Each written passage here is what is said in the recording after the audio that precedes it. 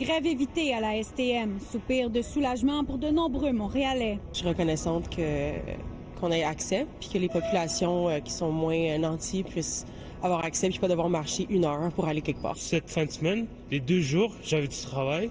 Donc pour moi, c'était un grand soulagement. C'est vraiment utile parce que pour les gens comme moi qui doivent aller à l'hôpital... Mon conjoint est hospitalisé. Donc pour vous, c'était nécessaire de pouvoir...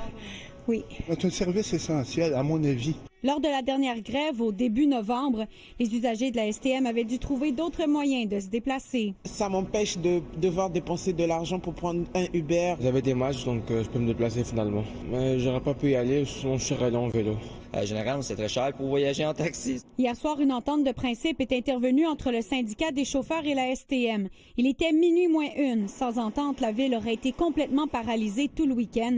Les effets auraient encore une fois été majeurs pour les commerces montréalais. C'est un moment important pour les commerces, les entreprises, d'être capable justement de profiter de l'achalandage sur les artères pour encaisser des ventes. La clientèle qui n'était pas présente, donc qui dit absence de clientèle dit baisse d'achalandage et perte de revenus. Je pense que la pression était celle des citoyens montréalais, montréalaises qui s'attendaient à ce qu'on n'arrête pas une deuxième fois tout le système de transport. Je voulais une entente à la table, pas une entente imposée par un arbitrage ou une loi spéciale. Le conflit n'est toutefois pas réglé. Les membres syndiqués doivent toujours se prononcer sur l'offre. Les membres auront se prononcer, les attentes étaient quand même importantes.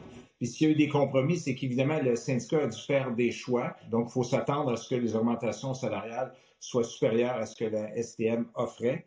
Puis en contrepartie, ça sera très intéressant et je pense que le syndicat d'entretien va vouloir scruter à la loupe l'entente. Maintenant, il y a toujours plusieurs syndicats des employés de la STM qui sont toujours en négociation, dont celui des employés d'entretien qui est toujours à la table avec la Société de transport. Annick Berger, TVA Nouvelles, Montréal.